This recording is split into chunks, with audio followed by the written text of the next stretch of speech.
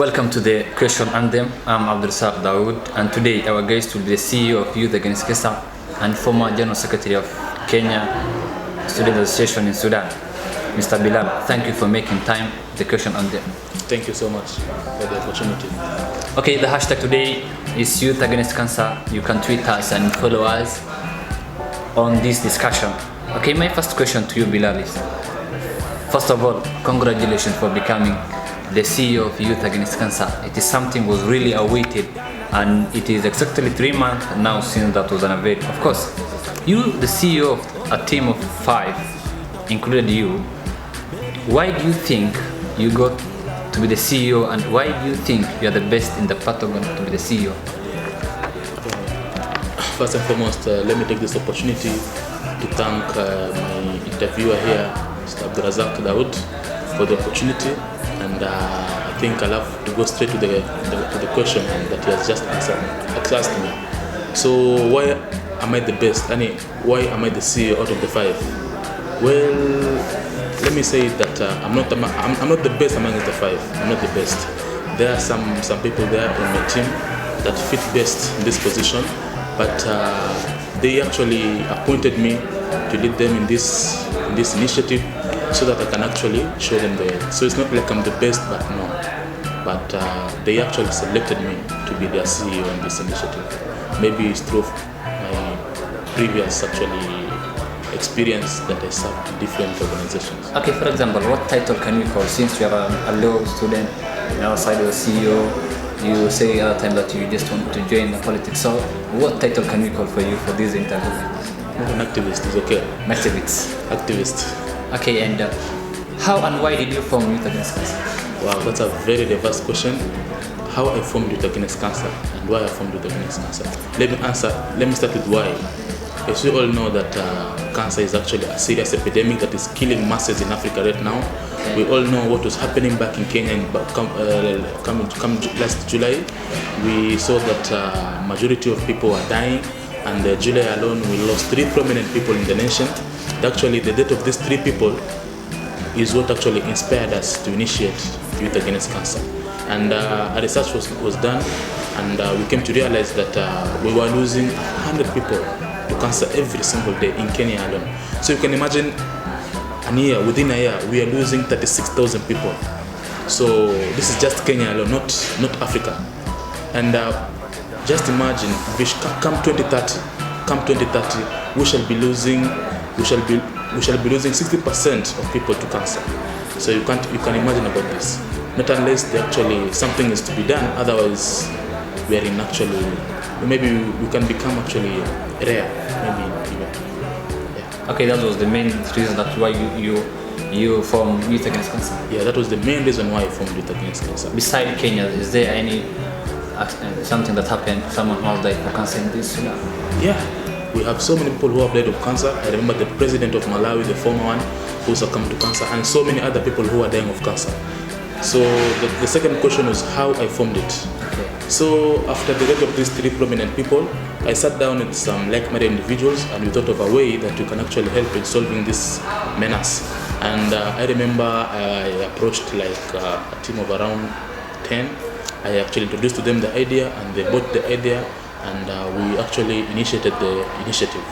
There were a lot of documentation that was needed and that was done. And remember, the Youth Against Cancer was born on 28th of August this year, 2019. Is when Youth Against Cancer came into existence officially. Yeah. Okay, there's an increase of cancer in the last 1 decade. For instance, prominent leaders like Ken Okoth, Joyce Logoso, and Bob Colimo succumbed to cancer. What about the ordinary Kenyans that do not avoid medication? As a CEO of Youth Against Cancer, what plans do you have for Kenyans? Oh, I have actually tremendous plans for Kenya as a nation itself and Africa at large. For example, Youth Against Cancer, if God wishes, it will be launched officially in Kenya in the year 2021. That is amongst our plan, and we are currently formulating a chapter for the Sudanese that will be launched next year, 2020. And we have numerous plans once it's launched back in Kenya. For example, we are currently working on a document that is going to be into the system, Kenyan system, education system, to ensure that cancer is being taught in schools like a mandatory subject, just like we have science and other subjects. Okay. We shall ensure that actually cancer is actually in the syllabus, so that people are actually made to know about the disease. More than that, we are also trying to come up with more actually exposing events and programs. Let's say we want to organize cancer therapies to the cancer patients and cancer victims. We also would like to introduce something else that I don't think that it is currently there in Kenya.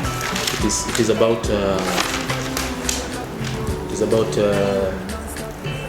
sexual health after cancer classes.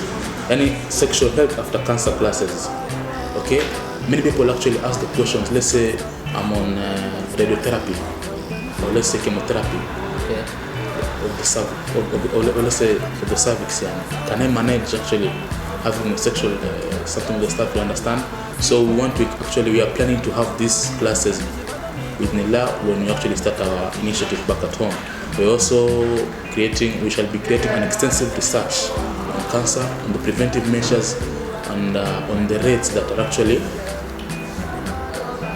so, and also psychological support. We also plan to have psychological support to all cancer patients. Okay, besides the ideas that you have back in the country, so do you think that there is any campaign or anything that has helped you, or any professor that discussed with these issues? Is there anyone within Sudan? So since that Youth Against Cancer is located in Sudan?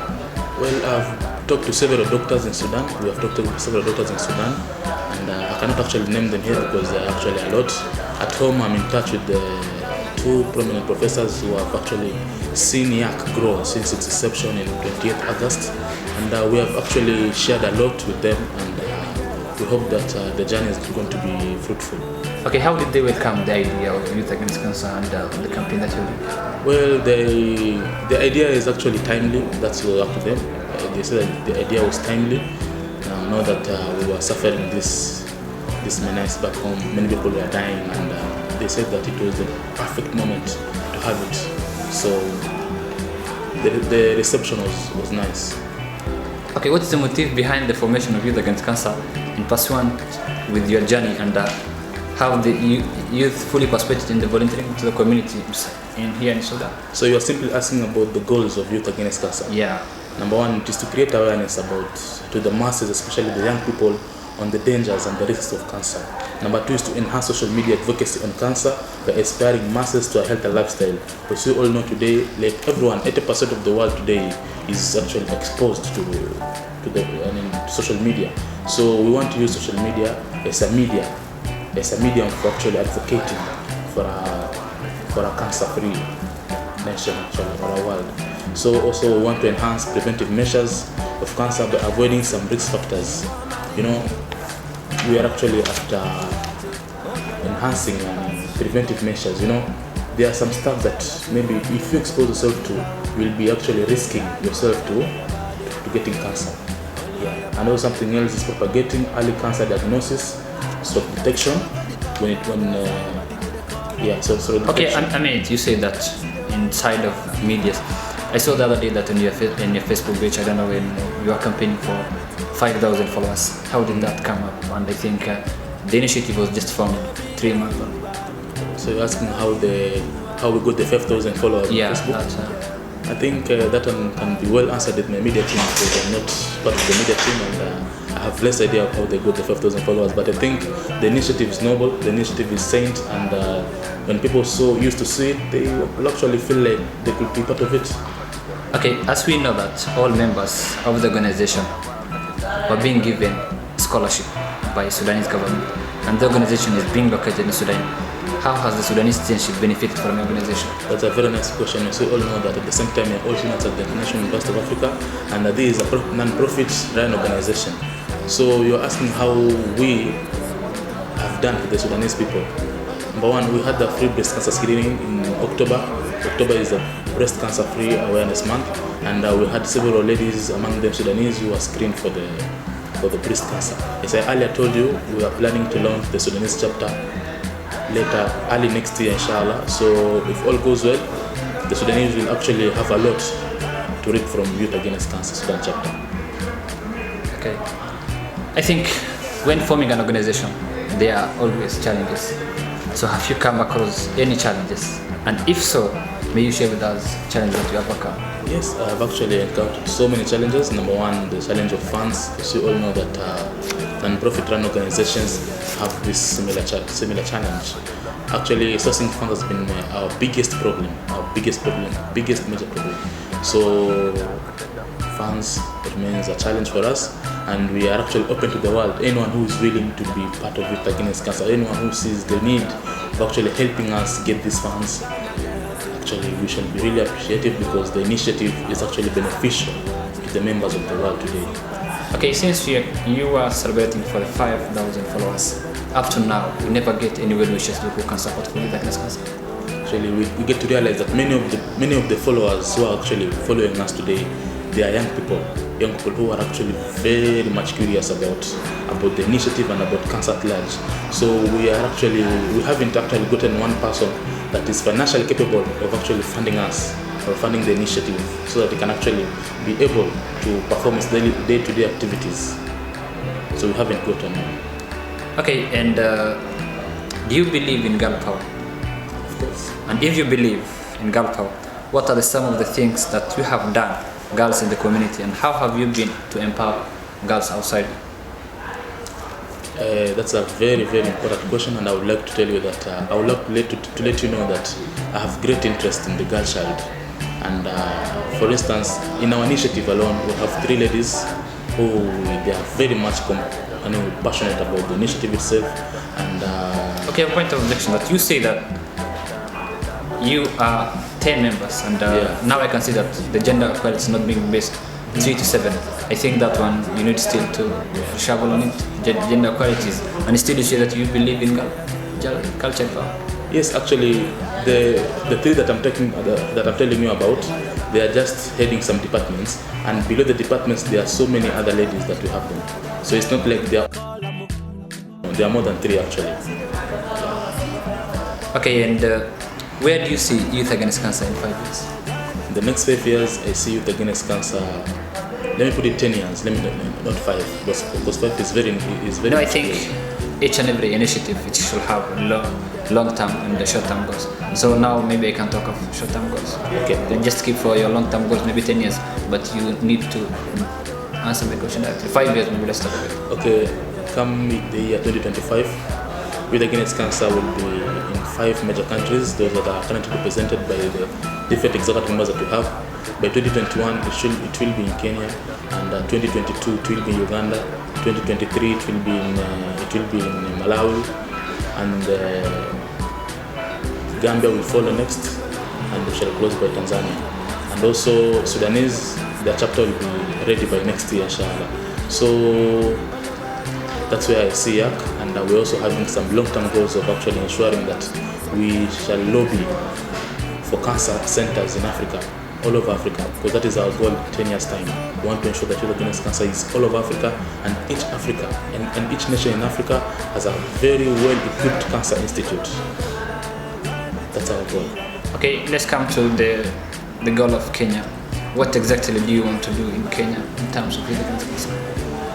What exactly I want to do in Kenya? Yeah. Initiate the program there, initiate the initiative there, equip it very well, and lobby for some resources so that they can actually finance it, and also instill projects that are going to actually help in mitigating cancer in Kenya. Okay, those projects, can it benefit those people who have no cards of medication to go maybe for chemotherapy and all those things? Because I know all the politicians, maybe those who can avoid, they go to Indians and big places, and still it's the poor people who suffer there always.